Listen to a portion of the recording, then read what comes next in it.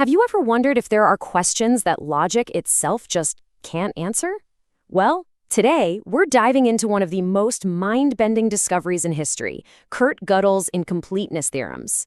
This isn't just some dusty old math problem. It's a discovery that revealed a fundamental crack in the very idea of certainty. It's proof that there are limits to what any logical system can ever truly know. But let's start with a question, one that's going to frame this whole explainer. Can any system, and I mean any system, whether it's math, a computer program, maybe even our own minds, can it ever fully, completely understand its own foundation? Just hold that thought, because back in 1931, a young logician found an answer that changed, well, pretty much everything.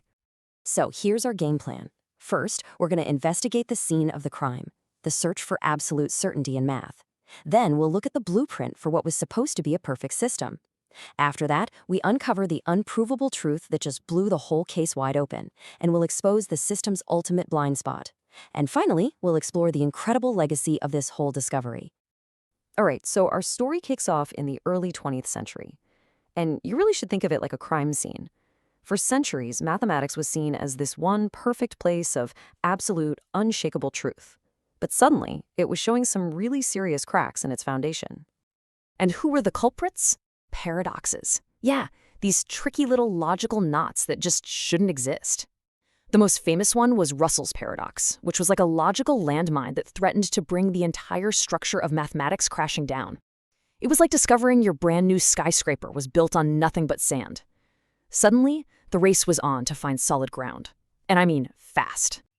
So enter our chief inspector, the brilliant mathematician David Hilbert. He comes up with this incredibly ambitious plan. It's known as Hilbert's program, to create a single, perfect, and totally unbreakable rulebook for all of math. The idea was to create a formal system where you could prove every single mathematical truth, almost like a machine. Now, for this master system to work, it needed two things. First, it had to be consistent. And that just means the rulebook can't contradict itself, right? You can't have a system that proves, say, that 2 plus 2 equals 4, and also proves that 2 plus 2 does not equal 4. That's just chaos. And second, it had to be complete.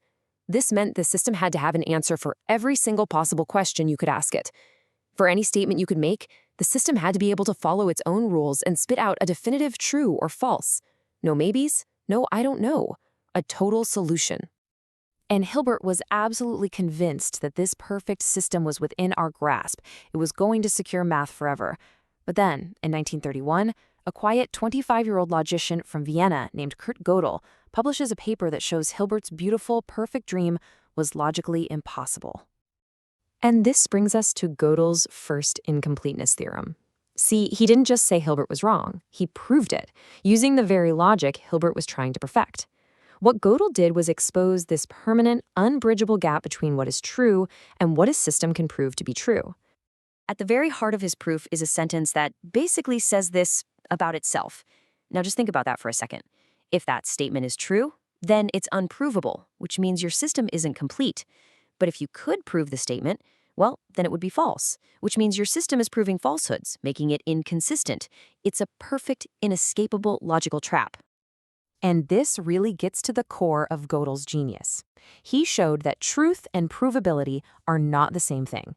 Provability is just about following the rules of the game, step by step. But truth is about what the statements actually mean. Gödel built a sentence that we, standing on the outside looking in, can see as absolutely true. But the system itself, stuck on the inside playing by its own rules, could never, ever prove it. So how on earth did he pull this off? Well, it was a three-step masterpiece of logic. First, he came up with this amazing coding system, which we now call Gödel numbering, to turn any logical statement into its own unique number. Think of it like giving every sentence its own social security number. Second, and this is the real magic trick, he figured out how to write a mathematical statement that could talk about other statements just by referring to their number.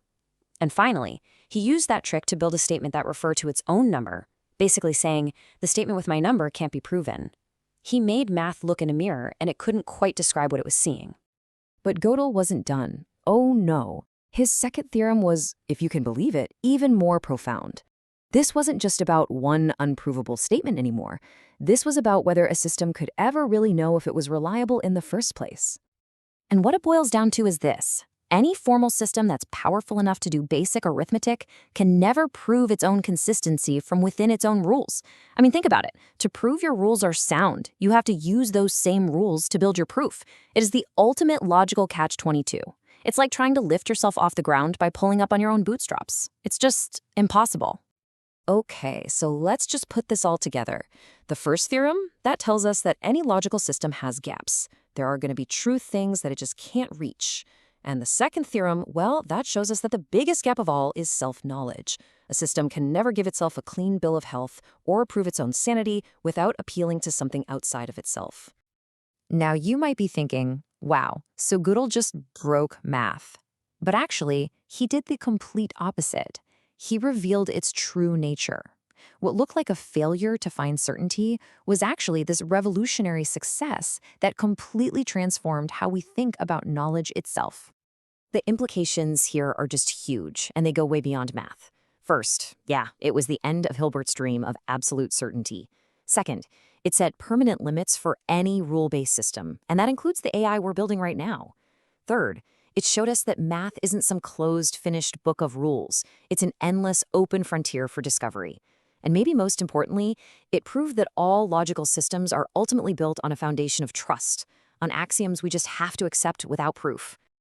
And, Gödel wasn't entirely alone in finding these limits. His work was one of 3 incredible pillars that all popped up around the same time. You can think of them as the trinity of limits. You had Gödel's work on proof, Alfred Tarski's work showing that truth can't be fully defined within a system, and of course, Alan Turing, proving that some problems are just fundamentally unsolvable by any computer.